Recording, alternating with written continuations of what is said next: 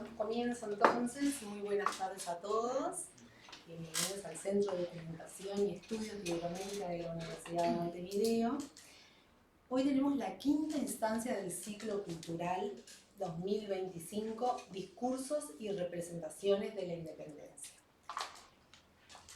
La charla de hoy, la mesa redonda de hoy se titula El español en el Uruguay antes y después de su independencia. Pues ahora dejo en uso de la palabra a la doctora Mariana Moraes, quien dará inicio a la mesa y presentará a las y el expositor de esta tarde. Muchas gracias, Natalia. Buenas tardes a quienes nos acompañan. Les comento un poquito de la dinámica de la actividad, que es la de un conversatorio. Vamos a abrir en un ratito el intercambio, las exposiciones entre nuestros invitados, y luego tendremos al final un espacio, ¿sí?, para el intercambio con el público, con ida y vuelta, así que ahí tendremos un momento para poder conversar un poquito más. Antes de dar la palabra, voy a hacer una breve presentación de quienes componen esta mesa. En primer lugar, Magdalena Coll es profesora titular del Instituto de Lingüística de la Facultad de Humanidades y Ciencias de la Educación de la Universidad de la República. Es investigadora nivel 2 del Sistema Nacional de Investigadores y académica de número de la Academia Nacional de Letras del Uruguay. Tiene una licenciatura en Lingüística en la Universidad de la República y obtuvo su doctorado en la Universidad de California, Berkeley. Ha publicado libros y artículos en sus áreas de especialidad: lingüística histórica, lexicografía y lenguas en contacto. Coordina y dirige proyectos de investigación nacionales e internacionales. Yamila Montenegro es profesora adjunta del Instituto de Lingüística de la Facultad de Humanidades y Ciencias de la Educación de la Universidad de la República y docente efectiva del Consejo de Formación en Educación en la Administración Nacional de Educación Pública. Es profesora de español y tiene un título de magíster en lexicografía hispánica por la Universidad de León y por la Real Academia Española, y otro en lenguaje, cultura y sociedad por la Universidad de la República. Yamila investiga en gramática, lexicografía e historia de la lexicografía. Finalmente, Ernesto Macazaga es profesor de literatura y corrector de estilo, magíster en gramática del español por ANEP y la Universidad de la República, y en lexicografía hispánica por la Universidad de León y la Real Academia Española. Se desempeña como docente en educación secundaria y en la Facultad de Humanidades y Ciencias de la Educación de la Universidad de la República, y colabora como lexicógrafo con la Academia Nacional de Letras, donde integra su comisión de lexicografía. Quedan presentados entonces. Vamos a iniciar este conversatorio partiendo por un primer bloque o eje temático, eje de preguntas, que podríamos proponer como la historia del español en Uruguay, algunos aspectos de esta historia y del estudio del español en Uruguay. Podríamos partir tal vez por cuáles son a grandes rasgos la historia del español en Uruguay, desde cuándo se estudia, cómo se estudia un fenómeno lingüístico que no sea actual, por ejemplo. Entonces quedan ustedes en uso de la palabra. Gracias, Mariana. Gracias por la invitación. Hace tiempo que Mariana habíamos concretado esto y finalmente lo logramos. Gracias a Yamila y a Ernesto, que aceptaron también participar. Tratando de pensar cómo podíamos organizarnos, surgió la palabra conversatorio, que es una palabra horrible para mi gusto, pero espero que el espíritu que está atrás de la palabra funcione, y es no que cada uno te diga lo que tenga que decir, sino que sea algo más conversado. Entonces, en ese sentido, aceptamos, porque no se nos ocurrió otro equivalente por otro lado. Y empiezo yo conversatorio un poco por edad, me parece que me corresponde, y contarles esas preguntas que nos hacíamos y que quizás también algunos de ustedes tengan. Bueno, ¿desde cuándo podemos hablar de la historia del español en Uruguay? ¿Cuándo lo empezamos a estudiar desde la universidad? Hay que pensar en la década del 90, no me digas que no eres nacido, o sea, sí, pasa que el mundo del pasado se ensancha mucho y mucha gente queda por fuera de ese pasado. Pero bueno, vos estabas en facultad. Largo, 90. Entonces en la década 90, con el profesor Adolfo Licencín, empezó esta línea de mirar cómo hablábamos. Y en consonancia con una lingüística histórica que en ese momento el mundo se estaba como renovando. Así que siempre pasa, ¿no? Que tenemos como un diálogo con lo que está pasando por suerte en otras partes. Y en ese momento también está la profesora Marisa Marcori, que ahora hace un año de su muerte, y Virginia Bertolotti, que también trabaja con nosotros en la facultad y en la academia. Así que ese era como el equipo, siempre somos pocos, en humanidades somos pocos. Y bueno, digamos, lo que cambió en ese momento con este trabajo de lingüística histórica renovada, o sí, se llamaba renovada, modernizada, son las fuentes. Empezamos a consultar fuentes históricas, documentos, y no antes que la lingüística histórica estaba basada exclusivamente en textos literarios, que son fantásticos y dan mucha información, pero esta es como algo distinto, tratar de ver cómo usaba la gente el español en sus cartas, en la justicia, en una oración de la iglesia que tenemos, en una receta de cocina, o sea, tratar de que el estilo literario no sea la única fuente de información. Entonces, a partir de esa inquietud empezamos a armar lo que en lingüística llamamos corpus, que es el conjunto de todos esos documentos. Y publicamos en su momento, en 2000 y poquito, estos libros que ustedes habrán usado también en alguna clase de lingüística histórica, Ernesto, ¿sí? Claramente. Y les quería comentar un detalle que no es menor, pero que en realidad la historia lingüística de nuestro país, o sea, desde la Universidad República, desde este momento, porque obviamente hubo otra gente que los estudiantes, digo, con este perfil, empezó en realidad con la historia del portugués. Y nuestro primer impulso fue estudiar el portugués en el siglo XIX, qué cosas estaban escritas en Tacuarembó y en el norte del país en portugués. De lo que no vamos a hablar hoy, pero quiero que sepan que nuestro primer impulso fue empezar por ahí. Después nos consolidamos, y ese es el libro rojo. Y después nos movimos al español y después nos pudimos seguir moviendo un poco en el tiempo y vimos el español en contacto con las lenguas indígenas, con las lenguas africanas. Insisto, no fuimos los primeros en hacerlo, pero con este perfil y con este equipo de investigación sí. De hecho, Yamila después se une con la parte de indígenas, ¿no? De lenguas indígenas, y Ernesto se une un poquito más después con formas de tratamiento. Esos corpus que armamos, después los armamos en papel en la década del 90, fines del 90, principios del 2000, y creíamos que habíamos avanzado un montón. Y después incluso habíamos hecho un CD y nos creíamos que éramos la vanguardia de la tecnología. Bueno, pues no, hoy no se puede leer un CD.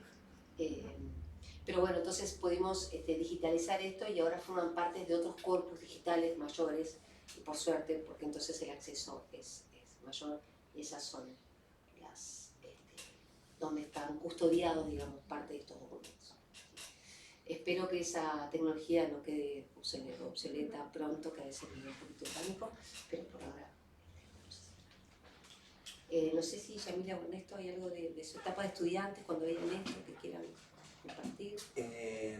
No, yo estos libros, cada vez que uno hace un estudio histórico y busca datos, sobre todo del siglo XIX, son como libros de referencia porque incluyen cartas personales, ¿qué más incluyen? Testamentos, documentos jurídicos. Son muy interesantes porque hay, por ejemplo, interrogatorios, ¿no? También policiales, Sí. Documentos de todo tipo, y son muy útiles para conocer el español en un registro que va más allá del formal, ¿no? Justamente del literario, por lo menos, del estilista. Exactamente. Sí. Eso. Y cuando uno empieza a leer esos documentos, yo me divierto. O sea, es un problema de la profesión, digamos, pero te va atrapando, ¿no? Pues son las cartas que le mandaban la gente que estaba acá, sus familiares en España, o hay un anónimo que le mandan a Máximo Santos, o hay una denuncia por una causa penal en una pulpería que se agarraron a los cuchillazos. No sé, uno se va como metiendo en ese Montevideo de fines del siglo XVIII y del siglo XIX. Y nos encontramos con cartas como esta, que esa es como bastante fácil de leer. Y yo le digo siempre a mis estudiantes que tienen mucha suerte de estar haciendo lingüística histórica acá y no en el Perú, que tendría que haber documentos del siglo XVI, o en México, y hablar en España, ¿no? Pero esto es como, con un poquito de práctica se puede, y hemos motivado siempre a que los estudiantes hagan transcripciones paleográficas, tenemos pautas, etc. Y bueno, y una vez que uno se mete, empieza a entender las abreviaturas, empieza a entender que QSMB es humanovesa, después como que fluyen las cosas que al principio estaban como que es humanovesa, puede ser que sus pies besa, las abreviaturas son siempre las mismas, la parte de la palabra que no extienden, y bueno, y creo que logramos como que los estudiantes y que el equipo como que se entusiasmen, porque es como, bueno, no quiero decir como el chusmerío del siglo XIX, pero bueno, llegás como a otros registros, ¿no? Hay una carta de anatema de la Iglesia Católica, por un robo, o sea, hay como muchas puntas para entender lo que pasaba y entender cómo se hablaba, y cómo se escribía, ¿no? Son cosas. Y hablando de eso, yo pienso cómo se valoran desde el punto de vista lingüístico lo que comúnmente se llaman errores de ortografía, porque son los que nos permiten conocer cómo el que escribe pronuncia determinados sonidos, ¿no? Por ejemplo, a la hora de estudiar si se distinguen un fonema de otro, eso lo notamos cuando aparece una ortografía que no es la canónica, digamos, ¿no? Ahora Magdalena va a comentar Sí. algunas de esas cosas. Sí, bueno, yo te necesito acordar de eso. O sea, nosotros tratamos de elegir autores de estos documentos que no sean la elite cultural de la época. O sea, la gente que domina la escritura, cuando va a escribir, escribe, no habla, ¿no? Pero la gente que no domina la escritura, cuando escribe, también habla. O sea, cuando uno lee esa escritura, escucha, ¿no? Como un niño que de repente está adquiriendo la lengua escrita y su oralidad está atravesada por la realidad. Entonces, en realidad, en lingüística se llama a esos informantes semicultos o autores manos inhábiles también, que es gente que sabe escribir, sabe leer, pero lo mínimo. Se puede comunicar por escrito con un poco de esfuerzo de quien lo lee, porque hay que poner, a veces interpretar, poner puntos con buena puntuación. Entonces, esos informantes son los que nos dan mucho más material que precastellano.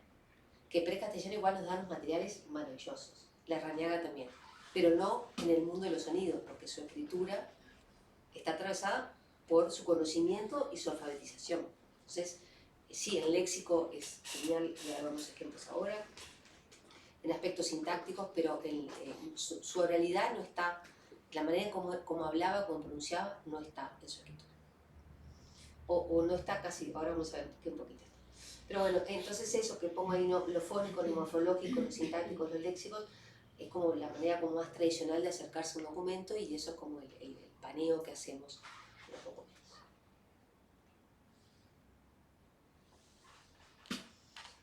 Entonces vamos a encontrar tanto el ceseo como el yeísmo, y ahora no me quiero poner técnica, pero van a ver que estos ejemplos lo muestran muy claramente.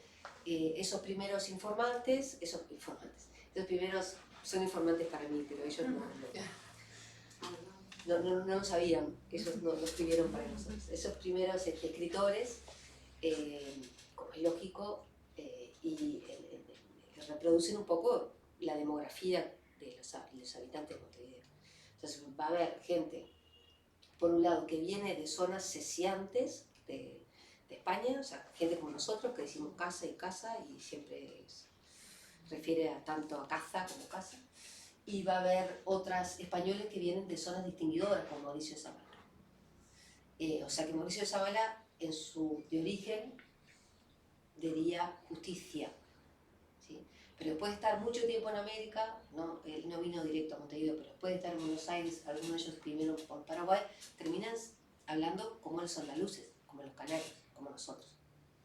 Entonces, nosotros podemos buscar, incluso en escritores de zonas que vinieron de España con ese sonido th, lo pierden en América. ¿Sí? Entonces, en esa comunidad que había hablantes de diferentes variedades de español de España, la variante andaluza, canaria, empieza de a poquito a ser la dominante, como en todas partes de América. Pero cuando encontramos estos españoles que vienen con el sonido th y lo pierden en algún momento, es como, bueno, ahí se consolida muy fuertemente el ceseo, ¿no? Ya no hay manera, ¿no? O sea, toda la gente va a terminar siendo ceseante como lo somos nosotros. Y entonces, como decía Ernesto, eso es un error de ortografía, que hoy una maestra le pondría rojo, que tendría que hacer. Para nosotros es una joyita porque nos está mostrando cómo hablaba esa persona. Nos está mostrando que su oralidad tiñe su escritura. Y el ceseo entonces se registra desde ya el siglo XVIII, ¿no? Sí. Sí. Hablantes que venían de zonas cesiantes, que era lógico, ¿no? O sea, no era lógico, pero bueno, no eran, como decía, gente especialmente letrada, entonces su oralidad estaba interviniendo en la escritura. Zavala, cuando forma Cabildo, no estamos hablando del siglo XIX, sino del siglo XVIII, parte de las condiciones de instalar un cabildo es conseguir invitar a, no me acuerdo si eran 30 hombres naturales, etcétera, de la región o lo que sea, que tenían que tener ciertos vestidos oscuros, vestimenta oscura, no sé qué, tenían que saber leer y escribir. Y Zavala no encontró el número que se precisaba. Entonces pidió una exoneración al rey de que la primera convocación del cabildo fuera con gente que de repente no sabía leer y escribir. Entonces también esa gente que después de repente aprendió a leer y escribir, su escritura es la escritura de un niño de hoy, ¿no? Una persona que no está alfabetizada, que de repente fue a la escuela, pero fue poquito.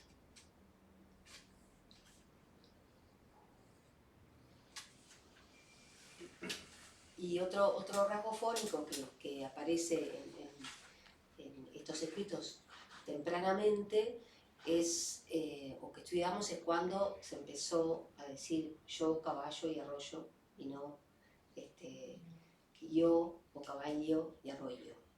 Eso es un proceso mucho más largo que el ceseo, lleva mucho más tiempo confirmarlo, tiene muchas etapas, porque primero la gente que decía caballo empezó a decir caballo, y después empezaron a decir caballo, y después caballo, como dicen ahora. O sea que es un proceso mucho más largo, y de hecho todavía está en variación, pero sí encontramos ya en estas épocas, por ejemplo en Pérez Castellano, sencillas, destruye, huyendo, yema, suyo, despellejar. O sea, Pérez Castellano tiene los dos.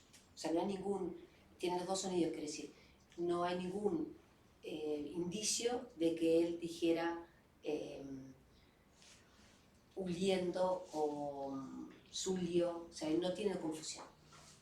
Esta confusión aparece entrado el siglo XIX, ya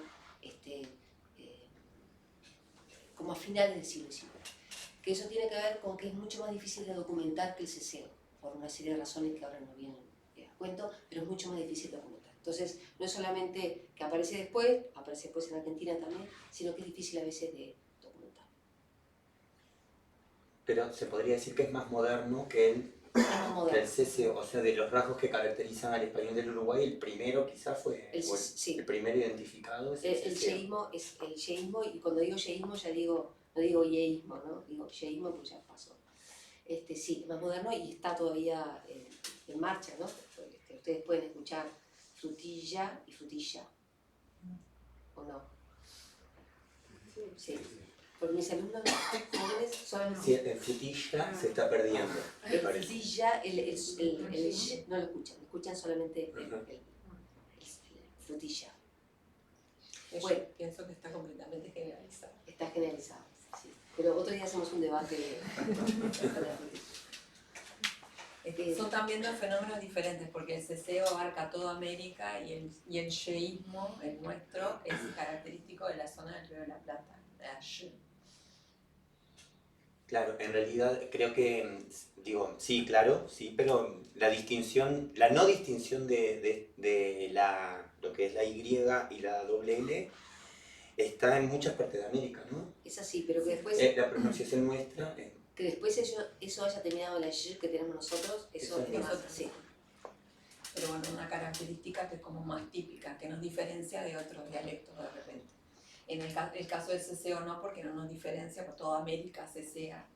Es un rasgo que está generalizado, pero hay muchos rasgos de los que vamos a hablar hoy que son compartidos con otras zonas de América. Este es uno característico, y después en los aspectos morfológicos, en realidad la lengua del siglo XVIII-XIX no es tan distinta de la lengua que tenemos ahora en una cantidad de aspectos, en otros sí.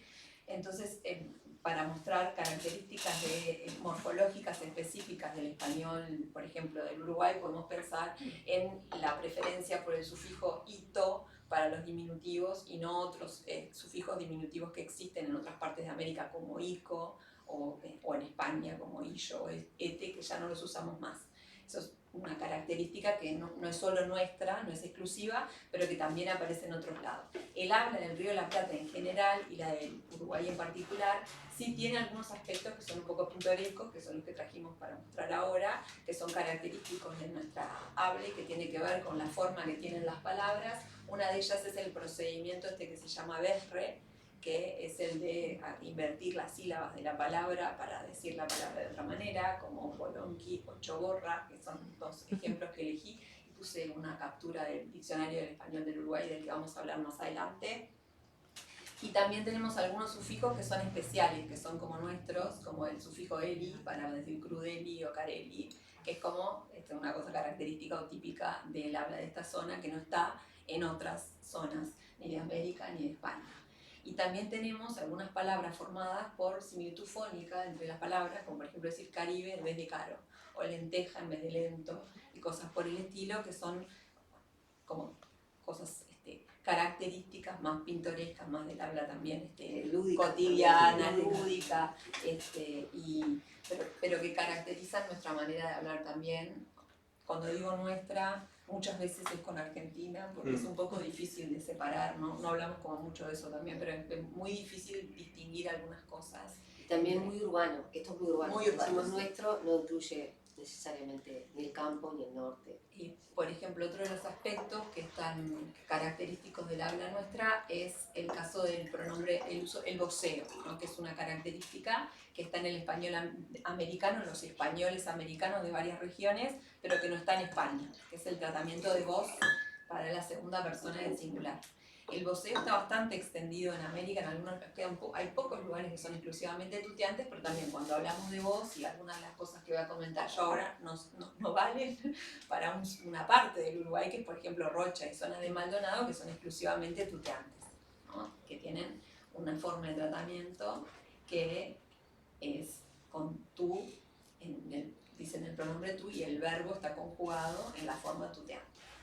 El voceo, el pronombre vos, en realidad originalmente en latín era el pronombre que sería el equivalente a vosotros o a ustedes para nosotros ahora, era una forma de la segunda persona del plural. Pero en algún momento se empezó a usar como forma reverencial o de cortesía para referir a una segunda persona del singular. En España se deja de usar, pero viene a América y en América le fue bárbaro. Porque prácticamente toda América vocea. Hay una cantidad de formas distintas de voceo, en algunos lugares todavía se vocea con el original, se dice vos habláis, vos coméis y vos vivís, que era como se decía originalmente. En algunas zonas de América todavía se tiene eso. Pueden escuchar a algún chileno, vos habláis, vos coméis, vos vivís, que tienen esa escachón Que cae la S. que cae la S final. Y nosotros tenemos el pasaje del diptongo que está en la forma de la segunda persona del plural a la vocal simple. Entonces decimos vos hablás, vos coméis, vos vivís, que vienen de vos habláis, vos coméis y vos vivís. Esto es compartido con gran parte. El fenómeno del voceo es mucho más complejo. Nosotros digamos como las características que tiene. Viene desde que llega el español a América y bueno, prende de lo lindo. La curiosidad, digamos, el aspecto pintoresco nuestro, es una combinación que tenemos del tuteo pronominal con el voceo verbal, que es característica más bien de Montevideo, no de todo el Uruguay, pero es lo que por lo que nos podemos reconocer y distinguir, por ejemplo, de los argentinos, que siempre está bien distinguirse de los argentinos en algo. Pero dice Yamila que es Soy- argentina. Pero te estoy aculturada completamente, más uruguaya que no. Que es el tutear con el pronombre, decirle a alguien tú, pero le decís hablas, comés, vivís, tenés, hacés, que es una cosa característica del español de Montevideo, pero en Uruguay tenemos el voceo, como tienen en Argentina, pero como tienen también en Costa Rica, como tienen en Colombia, como tienen en otros lugares, que vos hablás, vos comés, vos vivís, que es pronombre vos y forma del verbo que viene del vos antiguo. Tenemos en Rocha y en Maldonado, como decíamos, también el tuteo, y tenemos esta mezcla que es como el color local, es decir, tú hablas, tú comes, tú vivís. En otras zonas al revés, se usa el voceo y la forma de tuteo para el verbo. Dicen, por ejemplo, vos hablas, que no suena espantoso, Vos pero tienes. vos tienes. Que es otra combinación del paradigma, digamos, de los pronombres con los de los verbos. Pero el nuestro, el característico, es ese, tú hablas, tú comes, tú vivís, que es solo nuestro, nos pertenece de pleno derecho. ¿Y vos como argentina usás el tú o no? Sí, uso. ¿Sí? O sea, yo estoy aculturada, yo ya no soy más argentina hace rato. ¿Por qué? Estoy completamente aculturada. Porque en Buenos Aires que creo que No, se desapareció el no tú. tuteo, Ahí no está. tuteo. Eso es lo que nos caracteriza. Que En Buenos todavía Aires lo más uruguayo que hay es decir tú, o sea, como Claro, te sí, también distingue. te reconoce O contigo, O contigo. o contigo, ahí no queda. con vos. Ahí queda pegado porque ellos dicen todo con vos. Dicen contigo, ¿no? Pero alguno queda como en evidencia. Y bueno, relacionado con este vos, surge también en Uruguay, y esto también nos distingue un poco de Argentina, un vocativo que cada vez se está usando más, que es este vocativo vos. Y cuando digo que se está usando más, Parece que tiene detractores el Claro. dentro público. y además la ortografía, ¿no? La grafía que adopta, mejor dicho, que se diferencia de la etimología, porque se origina en este pronombre vos, pero hoy en día, y ahí hay ejemplos que están tomados de la prensa y la literatura, o sea que no son tampoco registros espontáneos ni nada que se le parezca, ¿no? Sino más bien ya pasó a la escritura con esta nueva grafía, digamos, y es un vocativo, ¿no? Que se usa para llamar la atención. Ya no como cumpliendo las funciones típicas del pronombre, no, ahí se usa el vos, digamos. O se entiende que cuando se usa como pronombre, aunque se pronuncie vos, tipo, por ejemplo, toma pa' vos. Ahí se entiende el vínculo con el pronombre y de hecho en esos casos cuando aparece escrita esta palabra se la representa con B corta. Pero cuando se usa como vocativo para llamar la atención a un interlocutor, ahí sí adopta esta nueva grafía. Y ahí vemos en los ejemplos que se usa, como decía recién, como vocativo, ¿no? Vos, ¿de dónde sos? Vos, coman de esta figaza. Pero ¿cuál es el uso especialmente novedoso que adopta esta palabra en Uruguay y que lo aleja definitivamente del pronombre vos? Los usos como el de tres, por ejemplo, que es en plural, ¿no? Vos, coman de esta figaza. Eso habla de un cambio en esta palabra que a partir del pronombre vos, pero ya estamos hablando de un uso totalmente novedoso que también es característico del Uruguay, digamos, y tampoco se da en Argentina y especialmente en Buenos Aires. Y otro uso novedoso también de esta palabra son, por ejemplo, los de 6 y 7, cuando ya no se usa tanto para apelar a un interlocutor o llamarle la atención, sino más bien como una interjección, para agregar un énfasis expresivo o exclamativo. Por ejemplo, vamos arriba la viola, vos. No juega a los boleros, vos. Y ahí ya no se presupone la existencia de un interlocutor al que se le está llamando la atención, sino más bien la idea de agregar un valor expresivo al enunciado, ¿no? Como podría ser casi Un énfasis. como un énfasis. Y casi siempre parece ser así como aparece ahí. Bueno, en Vamos arriba la viola boa es como un énfasis, pero el de 7, que creo que es el más habitual, es como para expresar protesta, enojo, no juega a los boleros, vos. Y ahí compite con el che. Che, Capaz que, porque el che también ocurre lo mismo con el che, que también se usa como interjección. O sea, también es un vocativo, pero que en algunos casos aparece para expresar también, a veces, enojo o apuro, impaciencia, protesta, queja. Y son los mismos usos los que tiene el vos acá en Uruguay que los que tiene el che en el español de Buenos Aires. Y si bien nosotros también usamos el che, quizás el uso del vos en estos últimos tiempos está, digamos, compitiendo con el uso del che en esos contextos. Y muchas veces donde por ahí en la década de 1940 era mucho más frecuente el che, en esos casos, hoy en día aparece mucho más el vos, en la literatura, etc. ¿Y el che vos? Y seguramente tenga algo, o sea, porque el che vos también proviene del che vos, que también el che vos, yo, recién Magdalena hablaba de cómo investigar los fenómenos a partir de un corpus. Bueno, yo reuní un montón de publicaciones de prensa, literatura de todo el siglo XX y también del XIX, y el che vos se usa desde el siglo XIX, desde fines del siglo XIX encontré ejemplos de che vos, y quizás en ese contexto, junto con el che, sea uno de los primeros contextos en donde el bo empezó a formarse, a separarse del vos, digamos. Porque el che vos se usa también como vocativo, para llamarle la atención a otro. Entonces, el vocativo que tiene de particular, que lo separa del vos, que se usa como tratamiento de la segunda persona, pero también del plural, no solo del singular. Y también el hecho de poder cumplir una función expresiva, como decía recién. Ahora, para no extenderme mucho, claramente se nota el vínculo con el vos en los usos en los que aparece esta palabra en los primeros años del siglo XX, porque aparece en los mismos contextos en los que se usa vos. Como sujeto, mirá vos, andás a ver vos, como término de preposición, que yo hoy mencionaba, tomá pa' vos. Todos estos casos son tomados de la prensa de mediados del siglo XX, especialmente la revista Peloduro, que como es una revista, Peloduro era un historietista y es una revista donde aparecen muchas historietas donde se busca reflejar la oralidad, digamos, ¿no? Entonces, en esos primeros usos no parece haber mucha diferencia entre el pronombre vos y el vocativo vos, porque el pronombre se usa como sujeto, se usa como término de preposición, se usan los mismos conceptos. Pero ya se nota que se usa más como vocativo. Este acortamiento de voz ya empieza como a separarse, ya en mediados del siglo XX. Y hoy en día, y ya empiezan a aparecer esos casos en plural, por ejemplo el tercero, ¿por qué agarran vos?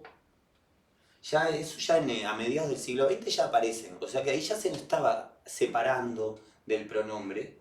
Ahí hay una historieta de Peloduro que está por patear la pelota y le hablan, entonces dice, no me hablen al tiro, vos. Y también es un uso en plural, digamos. Y de tanto que se fue alejando, se empezó a escribir de otra manera, que contradice la etimología, digamos. Que es esta nueva escritura con B larga. Pero ya, como aparecían los ejemplos de recién, durante prácticamente todo el siglo XX se representó con esta grafía etimológica, con B corta. Pero ya hoy en día se escribe con B larga, y eso es algo llamativo.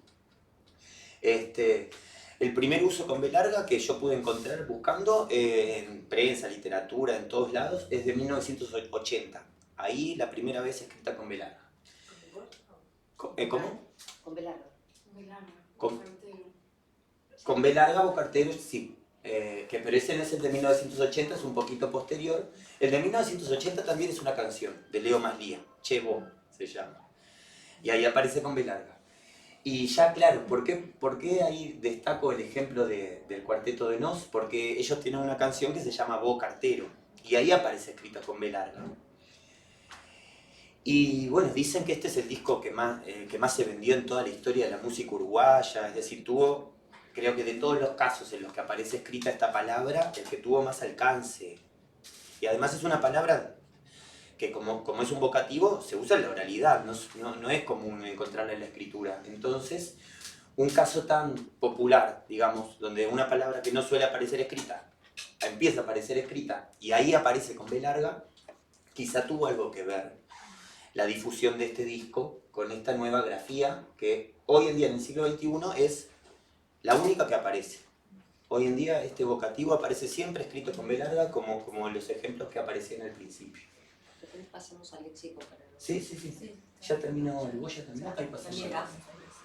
No, nosotros pensamos para hacer como un panorámico de nuestro español, de nuestro español, elegimos algunos rasgos fonéticos, fonológicos, tratamientos con el voz, algo de léxico, pero vamos a pasar en indigenismos también. Bueno, porque No. evitamos la frutilla. Sí, la frutilla. Igual Bueno, decimos algo sí. cortito. Nada, encontramos testimonio de frutilla en el siglo XVIII, fin del siglo XVIII, de frutilla, de durazno, de pollera, de caravana, o sea, de las palabras como más uruguayas que se nos pueden ocurrir, no sé si las más uruguayas, pero pollera, caravanas, Caravana seguro. pollera, caravana, durazno, frutilla, todo eso está registrado, está documentado con fechas y es fin del siglo XVIII, principio del siglo XIX. La mayoría rioplatenses, pero pollera y caravana son bien uruguayas. Sí, pollera también. Pollera argentina también. Sí. Ah, ok. Pollera rioplatense. Bueno, capazo, todas estas son palabras que nos pertenecen de algún modo. En algún momento cuando se empezó a estudiar el español americano, una de las diferencias como más obvias era que evidentemente cuando llegaban los españoles hablando en español, la gente que estaba acá muda no era. Entonces hablaba alguna lengua, que no le llamamos lenguas originarias, y que muy rápidamente empezaron a aportar léxico a las variedades americanas de español que se van generando en ese primer momento, en ese primer contacto. Entonces, el cuento que todos más o menos sabemos. La primera palabra que ingresa al español es canoa, porque ya aparece en el Diario de Colón. La primera palabra que se registra y lo dice, canoa es tal cosa, y aparece muy pronto en un diccionario también, aparece en un diccionario de Nebrija, que es de, pongamos 1493, en una cosa 94 por ahí, enseguida. O sea que rápidamente se empiezan a adoptar palabras de otras lenguas. Yo separé algunas que conocemos mucho, que son indigenismos, porque son palabras que provienen de esas lenguas originarias, que conocemos mucho, pero que no están solamente en el español, incluso llegan a estar en otras lenguas, que son las del primer contacto. Como ustedes saben, la conquista de América fue de norte a sur y nosotros fuimos los últimos, realmente los últimos. Entonces, muchas características que tenemos en el Río de la Plata tienen que ver con este hecho, ¿no?, histórico de que fuimos los últimos en tener virreinato, los últimos en tener una cantidad de cosas.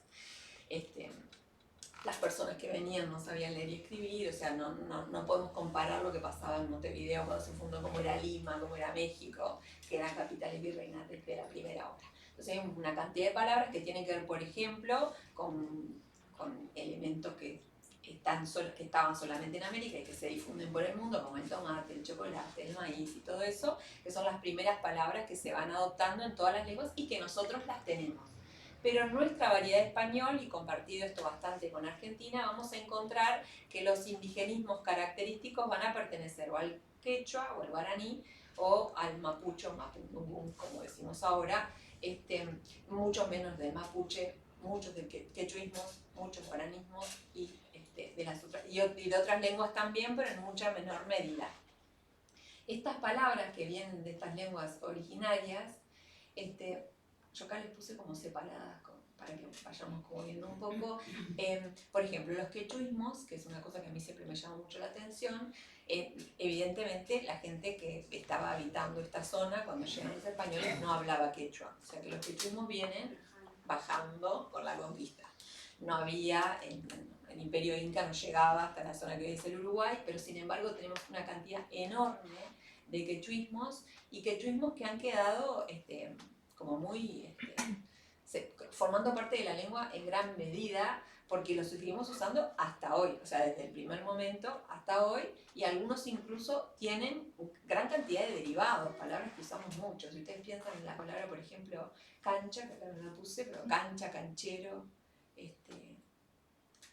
tiene como, fue derivando en otras cosas muy distintas de cancha, la palabra fue mutando y se fue quedando como característica del español de esta zona. Y también, bueno, en el caso de los quechuismos compartimos mucho con Perú, evidentemente con Bolivia, pero muchas se quedaron acá. Fíjense que ahí tenemos guanaco, por ejemplo, que es el nombre de un animal, que bueno, no hay guanacos acá, pero conocemos la palabra, pero muchas palabras que están vinculadas a cosas de todos los días, como choclo, como mate, como yuyo, como zapallo, que son todas palabras que están vinculadas con la flora, con cosas, con vegetales y animales. Hay una cantidad de guaraní más todavía, pero otras que tienen que ver más con cuestiones de la vida de las personas o características de las personas, como chúcaro, como china, como morocho, ¿sí?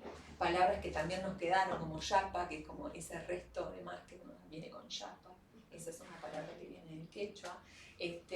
Bueno, tenemos vincha, también característica. Tambo, que es una palabra que tiene muchos derivados también, porque hay una industria láctea bastante importante y ahí se va como quedando. Como ven, son palabras algunas que están vinculadas con la producción económica de ese momento, con el desarrollo de actividades agrícolas y ganaderas.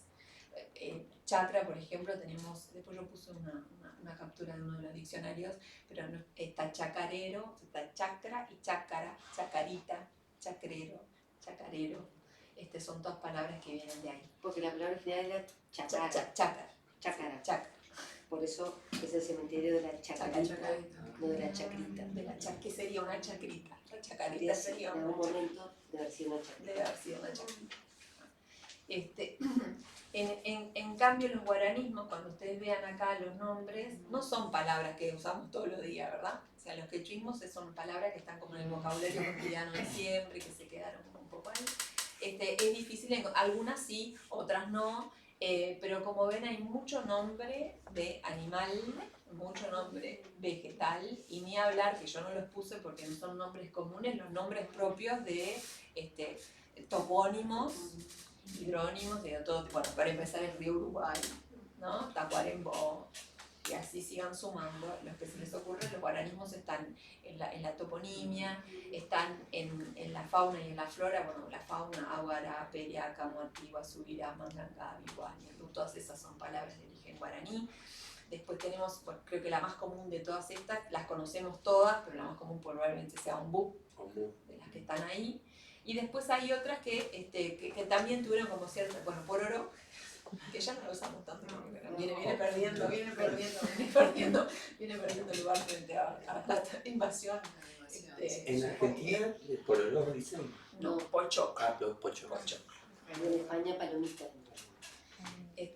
Pero bueno, caracú, que tiene como el origen del tuétano literalmente, después tiene como algunos usos más metafóricos como estar hasta el caracú o cosas por el estilo, que ahí tiene como un rasgo menos concreto.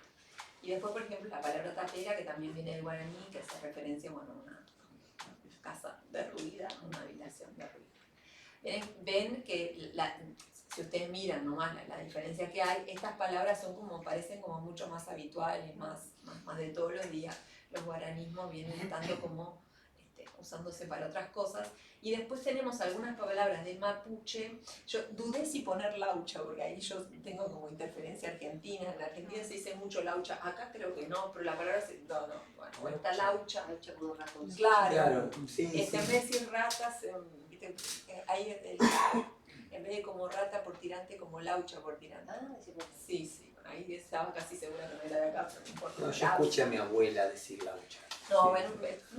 es como, no sé, no me doy cuenta ahora en qué contexto, pero se escucha mucho, acá no lo escucho tanto. La palabra, por ejemplo, malón, que es una palabra histórica, que la conocemos porque está en los libros de historia, el malón original, y después decimos, ahí viene el malón, ¿no? Y el malón ya no es el malón original, que es una palabra que quedó, y una que tenemos mucho es la palabra pilcha, el chero. Que bueno, ahí tenemos empilcharse, pilcha, gran cantidad de usos, como pilchería, son muchísimas menos. Evidentemente, si ustedes van a ver el español de Chile, en el español de Chile va a haber muchísimo más pololo, no sé, algunas otras características del español de Chile. Bueno, ahí va a haber otros. Nosotros tenemos algunos que vinieron nos vinieron vía Buenos Aires probablemente, ¿no? Desde allá. No hay que olvidarse que Montevideo también se fundó desde Buenos Aires y bueno, desde ahí vinieron. Originalmente se supone que las que podrían ser autóctonas son las guaraníes, pero no las mapuches ni las de origen quechua que también tenemos. Bien, hasta acá me parece que vamos. Yo quiero cerrar. No, Sí, ¿estamos pero cerrando? estamos bien. ¿Sí? Sí, que si quieren contarnos un poquito de diccionarios. Igual quiero estamos- decir una cosa que me hace como ruido, de repente no lo dijimos al principio y era importante decirlo. Porque nos convoca un poco la fecha de la independencia y el español antes y después de la independencia. Me parece que es algo para pensar en esta perspectiva, ¿no? De sonidos que cambian, de voces que cambian, de forma de tratamiento que cambian, de cómo se incorporan indigenismos. Pero si pensamos en perspectiva, o sea, 200 años en la historia de una lengua no es nada, es muy poquito. Entonces pensar que la lengua puede haber cambiado antes o después de la independencia no tiene mucho asidero, ¿no? Siglo XIX lo tomamos como un todo, e incluso cuando empezamos en historia seguimos hasta el 20 para ver casos como el Bo, ¿no? Porque no es, es como un capítulo, 200 años, si 17 años no es nada, o sea, 20 años, no, 20 años, 17 volver a los 17. 200 años de historia de la lengua, o sea, hay muchos procesos que están en marcha. Entonces, eso me parece que, para tenerlo en cuenta un poquitito, eso en perspectiva, ¿no? Sí, es cierto que hubo muchas discusiones en algún momento y de eso sí corrieron ríos de tinta. Ese es el libro que me llamaba la atención, por ejemplo, y cuando vine tiene que ver con esa discusión sobre el idioma que en algún momento los intelectuales del siglo XIX el americano tuvieron, pero como ven seguimos hablando español y en realidad mucho no hemos cambiado en la manera de hacer las cosas en grandes rasgos, algunas cosas sí y otras cosas no. Creo que igual de todo modo toda esa discusión un poco que tiene como punto, por ejemplo, el ceseo. Piensen ustedes que en el siglo XIX se proponía hacer lo más emancipador lingüísticamente que quisimos lograr hacer y no pudimos, fue hacer una ortografía americana para que los niños que aprendieran a escribir español no tuvieran el problema con la C, la Z, la S, porque era un fenómeno que ya estaba consolidado y que, bueno, tenía su dificultad a la hora de enseñar. Estaban aquellos intelectuales muy preocupados por alfabetizar a los futuros ciudadanos, estaban construyendo las naciones que conocemos ahora y sin embargo no se pudo ni hacer eso, o sea, tener una ortografía como de repente sí tuvo el portugués de Brasil en relación con el portugués Peninsular. Europeo, que sí tenía sus propias normas, todo como para entrar en el campo de la norma. Nosotros seguimos como siempre desde el punto de vista normativo, ortográfico, formando parte de esa unidad que ahora les gusta decir panhispánica, ¿no? de todas las variedades de español. Entonces, mucho cambio no hubo. Y los cambios en la independencia ya estaba, por ejemplo el ceseo, que es una característica que nos distingue como claramente, por lo menos de España, ya estaba ahí, ya se escuchaba. Igual ahora yo estaba pensando, hablábamos de la independencia y cómo también la búsqueda de una identidad propia tiene mucho que ver con el lenguaje. Y, por ejemplo, muchos uruguayos nos sentimos identificados a partir de ciertas palabras que por ahí asociamos con nuestro español, ¿no? Y ahí es donde pensamos en, no sé, championes, en oposición a zapatillas, que en el contexto rioplatense son muy pocas las diferencias. Lo que puede diferenciar un uruguayo de Montevideo de un argentino de Buenos Aires. Y además el siglo XIX, o sea, las obras de los diccionarios que hubo en el siglo XIX, tanto escritos en Uruguay como en Buenos Aires o buena parte de ellos, era vocabulario rioplatense. Acá ponemos el primer diccionario, que es el primer diccionario como tal, pasan cosas, pero el diccionario, el de Daniel Granada, es un vocabulario rioplatense razonado, ¿no? Y ahí que les puse lo de chácara, ¿no? Chácara, chacarero, chacarita. Granada vivía en Salto, era un español que vivía en Salto, no se le hubiera ocurrido nunca un diccionario del español de Uruguay, o sea, era como impensable. Y es un diccionario de fines del 19 ya, y los procesos, digamos, como de esa identidad nacional, por lo menos acá estaban ahí en proceso, ¿no? De la identidad uruguaya como tal. Después hay otro que no mencionamos en la presentación, de Guarnieri, que también es rioplatense. Ahora no Pero recuerdo. Guarnieri es del siglo, Ya te ya es del siglo Ahí XX. está. Pero ¿cómo es el título? No me acuerdo el título, pero es vocabulario rioplatense también. Campesino, es el campesino. Hay dos, ahí va. Sí. Pero sí, lo mismo, habla de rioplatense, ¿no? Habla de uruguayo y acá también, ¿no? Después nosotros pusimos acá, es una captura de la página web de la Academia Nacional de Letras. La Academia Nacional de Letras puso a disposición de las personas que quieran consultar un diccionario inédito que se empezó a hacer, ahí dice 1885, y que bueno, se terminó, entre comillas, en 1947, imagínense la cantidad de años, que estuvo a cargo de dos personas de apellido Bermúdez, padre e hijo, y ahí ustedes pueden consultar, ¿no? Este diccionario inédito también se llamaba Lenguaje del Río de la Plata, ¿no? Es un diccionario que se empieza en el siglo XIX y no se llama ni Diccionario de Uruguayismo, ni Diccionario de Español de Uruguay, se llama Lenguaje del Río de la Plata. Ahí yo, por ejemplo, saqué una captura hoy de aguará, que es una palabra del guaraní, acá dice del guaraní, peto de perro, zorro, ¿no? Y esta es la entrada que corresponde a ese guaraní. Y de Muniz, No pusimos Muniz porque no era diccionario, solo pusimos no, diccionario pero sí, de Ortega. quiero decir que otras cosas escritas en Buenos Aires también Se llamaban llaman rioplatense. igual. Para encontrar un diccionario de argentinismos, un diccionario de uruguayismo, ya siglo XX. Sí, igual argentinismo mucho antes, con razón. ¿no? De 1910 para el centenario de la Revolución de Mayo. Claro, pero no existía, creo, y acá estoy opinando, ¿no? La conciencia de un español del Uruguay, ¿no? Era español del Río de la Plata. Era esa identidad cultural que iba más allá de las fronteras políticas, digamos. Y que de algún modo mantiene esa división política del virreinato del Río de la Plata que en algún momento hubo. Pero ahí está siempre Paraguay, yo nunca entiendo muy bien por qué, pero bueno, tiene siempre cosas de Paraguay, yo no sé si los paraguayos realmente hablan parecido con nosotros. Hay que llegar entonces al siglo XX para tener un diccionario de uruguayismo propiamente. Algunos que se hacen antes también son de rioplatenses. Acá tenemos el nuevo diccionario de americanismo, la versión, el tomo correspondiente a uruguayismo que hizo Úrsula Culdemones, que por ejemplo tiene unas capturas de palabras como de vocabulario propio. Pilcha, como si fuera una palabra juvenil, ya no creo que siga siéndolo. Es de la década del 90.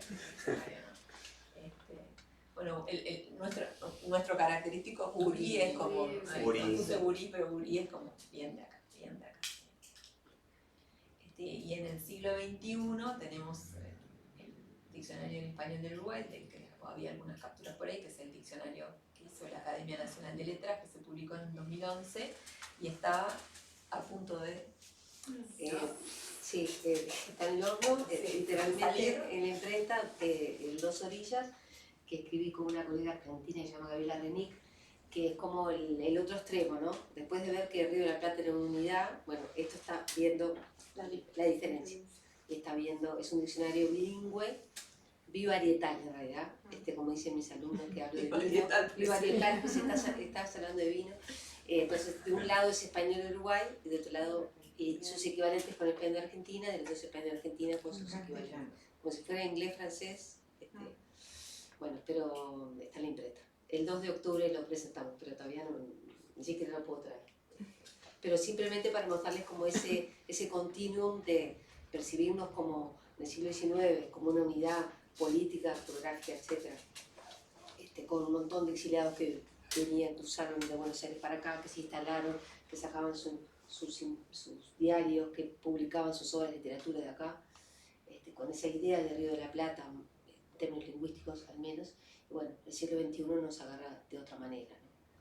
Siempre conservando esa idea que hablamos básicamente igual, ¿no? Lo primero Yo creo que ahora hablamos más igual, más igual que en el siglo XIX. mucho más igual. O no, por lo menos que, no sé si era el siglo XIX, pero que Sí. de mediados que en el siglo XX sí. No sé si alguien está haciendo algún trabajo sobre la entonación. Pero- Sí, está hecho. está hecho.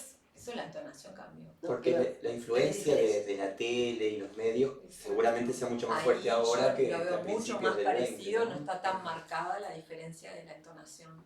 Buenos Aires, Montevideo, por lo menos. Yo no lo oigo igual. Pero no estudié nada, lo digo de la teoría. Como digo que Podemos. como Puede, teoría. puede. Como por ejemplo que la y está generalizada y no es más y. Y llegamos entonces al espacio que abrimos ahora para que el público pueda preguntar, comentar. Aprovechen que tenemos estos lingüistas así de primer orden para todas las consultas y dudas que ustedes tienen. Este es el momento. Así, no sé si alguien se anima. Yo solamente esto que dijiste de la entonación. Aquí en Uruguay tenéis en distintos lugares de Uruguay eso seguro. distintas entonaciones. Eso Sí. seguro. Rivera, Rocha. Rocha, claro, marcadísimo, sí. Sí. Pero yo noto menos como diferencia entre Buenos Aires y Montevideo. Montevideo. Con el paso- yo soy argentina, ¿no? Y yo no puedo percibir la diferencia entre la forma de hablar de un montevideano y un porteño. Pero llegás a Buenos Aires y te dicen, usted es uruguaya. Y yo digo, ¿cómo hablaba antes? Porque no entender. Sí, también Ellos no perciben mucho más. Sí, si usas el tú, puede ser. ahí No, No, no pero es mi la caso. entonación. Pero igual yo creo que antes estaba mucho más marcada. también estamos tomando la entonación como una cosa homogénea. Es diferente, me parece, un porteño de La Boca que un montevideano o sea, hay que, me parece, comparar clase social, nivel de instrucción, un montón de cosas, porque a veces las diferencias no son regionales de Buenos Aires con Montevideo, sino, bueno, de estratos, de grupos, etc. Una palabra muy distintiva es la denominación del idioma. Nosotros en Argentina la currícula es castellana y nadie te va a decir que habla español, habla castellano. Sí, eso es una diferencia que tiene que ver con la denominación que tiene la Exacto, asignatura exacto. en Escuela. en la escuela y en el liceo, en la enseñanza secundaria. Yo que estoy en Argentina, nunca en la vida dije español hasta que llegué al Uruguay. Era castellano y si no era lengua nacional.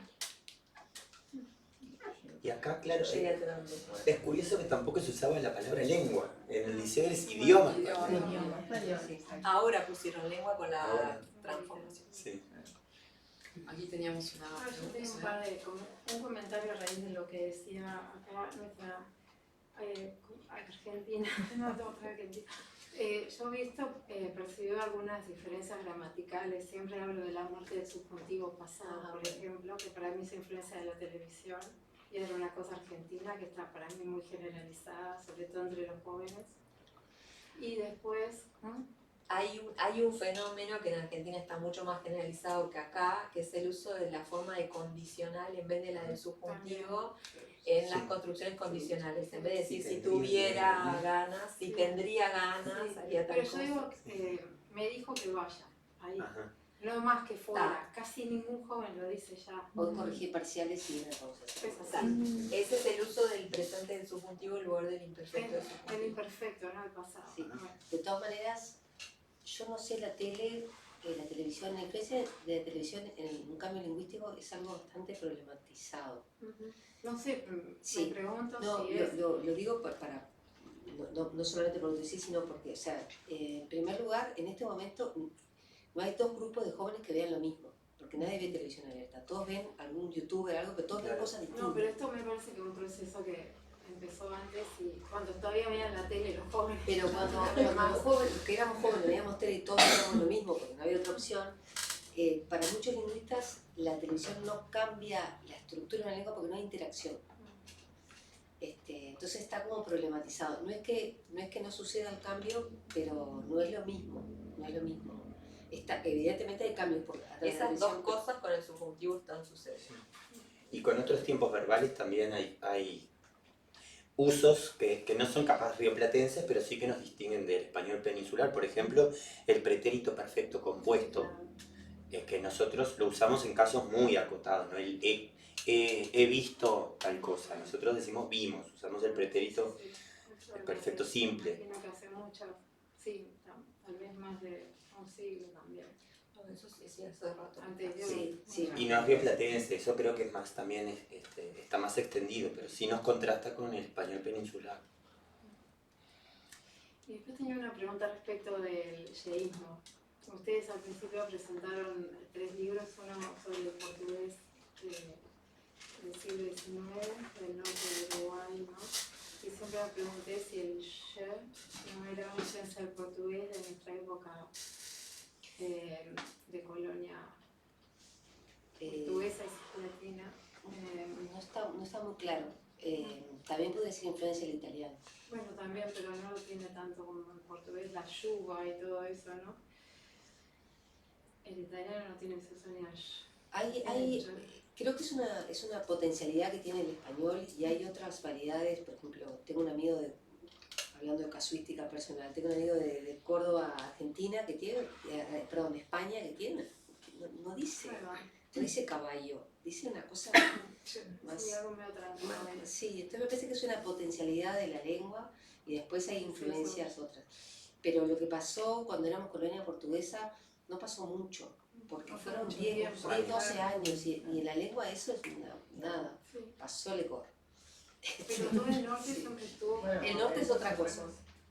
El norte es otra cosa, pero cuando fuimos colonia portuguesa del Imperio de Brasil y Portugal, lo hemos estudiado y eso no nos deja una huella.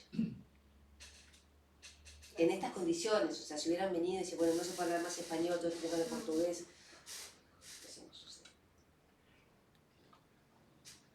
Tenemos 2 intervenciones allá atrás. No, yo simplemente qué consideración se merecen, por ejemplo, algunos términos que aparecen en la música popular como el tango.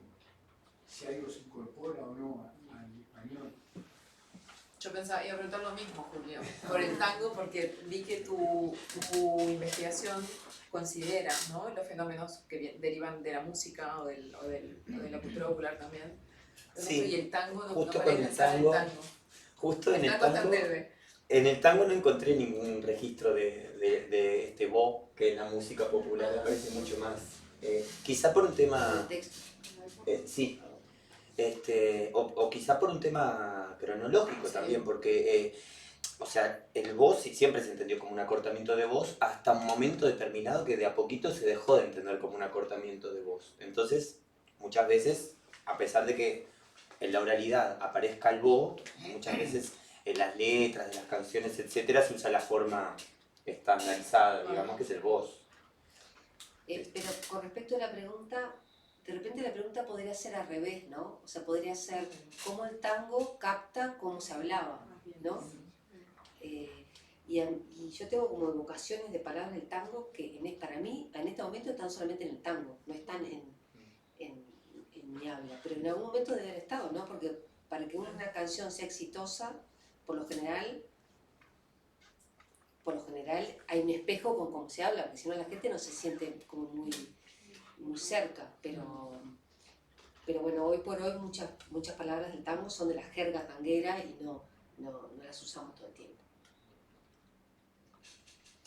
Tenemos otra. Me quería preguntar si ustedes, si no es una particularidad de los uruguayos, tratar de agudizar las palabras. Cuando se lee o cuando se incorpora una palabra nueva, la tendencia es hacerla aguda. Le pongo lo más típico, el diazepam. Diazepam no lleva tilde. Y todo el mundo dice diazepam. Nunca leyeron. Lo que pasa igual pasa con escoceria. Escoceria es escocería, perdón.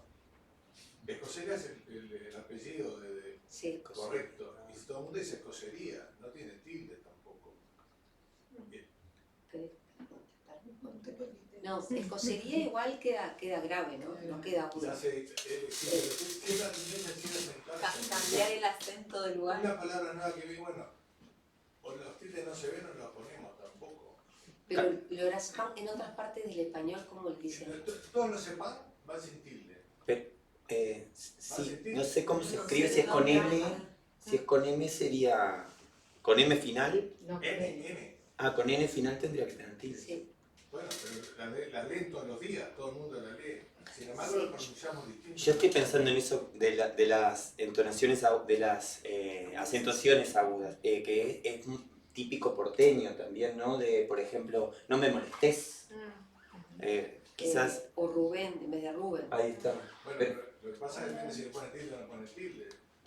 Y Nosotros escribimos, no sé, creo que Rubén es sin tilde. Pero si fuera Rubén tiene que tener tilde. ¿No? sí, O sí. sí. Porque hablamos distinto de lo que escribimos. Leemos distinto de lo que está escrito. Muchas veces. ¿No prestaron atención a eso? Pero sí, pero a veces le pones el tilde porque lo decís de esa manera. En Uruguay no lleva tilde. Oscar tiene otro problema, que como la máquina de escribir es de inventar, por eso ingleses no, a la mayúscula no se le podía poner tilde. Y ahí también. El Oscar tenía que tener tilde. Y los argentinos también creo que pronuncian Dicen Oscar. Dicen Oscar, Oscar, pero dicen Oscar Sí. porque lo leen bien. Si lo lean en la máquina de escribir antigua, lo leen bien. Ahora con la computadora, pero es muy común que Sí. hablemos distinto de lo que está escrito. A veces pasa con algunos apellidos que por ahí tienen un origen. Por ejemplo, yo hace poco, uno piensa en el escritor argentino Sábato. Sábato, ¿no? Palabra esdrújula.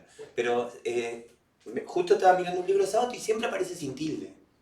Y me puse a buscar y bueno, porque Sábato lo escribía sin tilde, porque en el documento aparece sin tilde, etc. Y lo mismo pasa con Cortázar, que Cortázar tendría que llevar tilde y siempre aparece sin tilde. Pero al ser apellidos ellos lo escribían así y lo pronunciaban, pasaba eso, sí. En el caso como de nombres propios, no sé, o sea, habría que ver qué pasa con los nombres comunes, porque los nombres propios son como algo especial. Yo lo que veo cuando se incorporan palabras, sobre todo en medicina, que yo soy médico, y cuando se incorpora una palabra no la leen, la pronuncian en aguda siempre. Es muy común. Habría que ver, habría que ver porque además, sí, no, además los nombres de los medicamentos que tienen tantas sílabas, ¿no? Entonces es distinto, se podría ver cómo se... Bueno, Sí.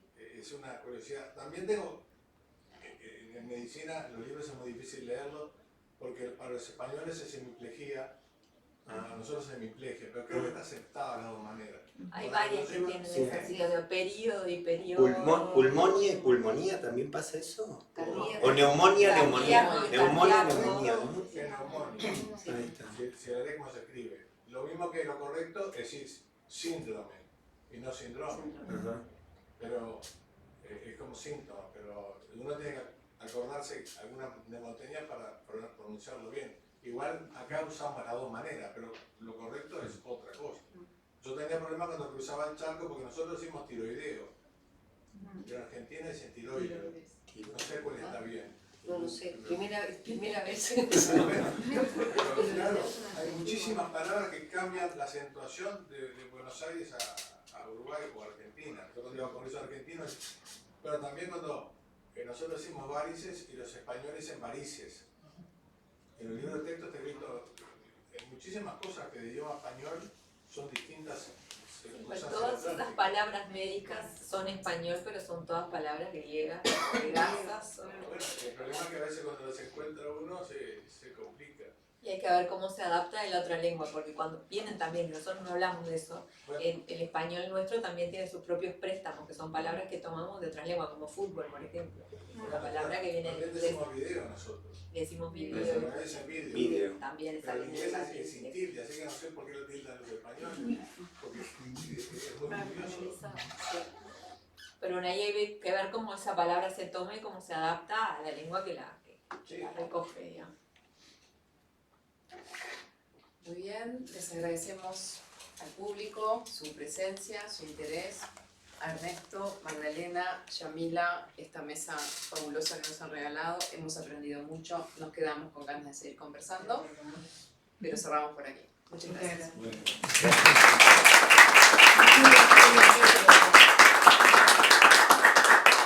Para finalizar, como siempre en las mesas, hoy el avisito final de la próxima mesa, que va a ser el próximo 16 de octubre, jueves 16, y va a ser en la librería Linardi y Rizzo.